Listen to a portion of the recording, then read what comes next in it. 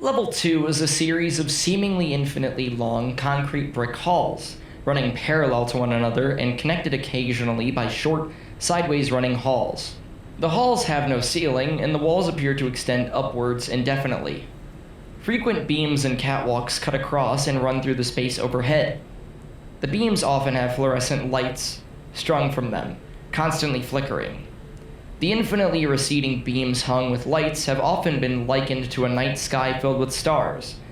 This infinite web of beams and lights has been dubbed the Cogwell Matrix, and is a fairly common lighting system in the Backrooms, appearing in several levels. Additionally, the catwalks can be used as a fast way to traverse the level, although they lack a connection to the ground, so they are difficult to access, and are infested with much higher concentrations of entities. The long hallways have been noted to curve slightly in the distance, implying they are in fact circular and that the level has a center, although this center has never been reached. Level 2 is made up of grimy stone brick walls with a dirty concrete floor.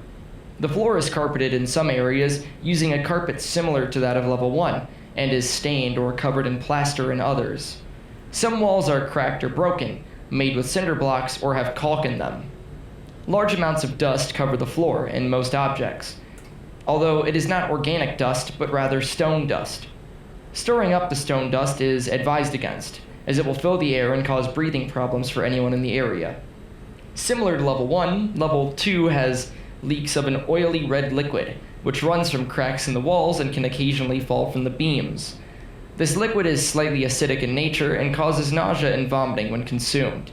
It can discolor concrete and burn hairs on contact. Many areas are contaminated with radon. These areas do not seem to grow, and the ones near the settlements have been sectioned off with yellow caution tape. It is rumored that the center of Level 2 contains a large vault of supplies.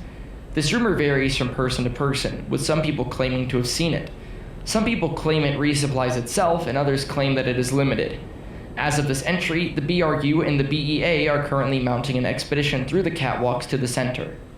The Cult of the Golden Sword is a relatively unorganized faction, and they are comprised mainly of treasure-hunting hopefuls, meaning the majority of their outposts are on faraway levels, where the riches are to be found.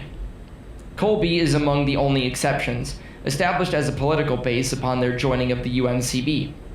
It is populated by at most 50 citizens, though that number fluctuates frequently. Akeros is the main base of operations for the Liberated, housing at any given moment approximately 200 permanent residents.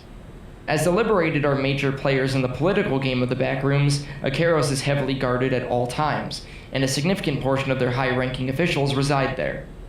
Camps around Level 2 are typically around the same areas.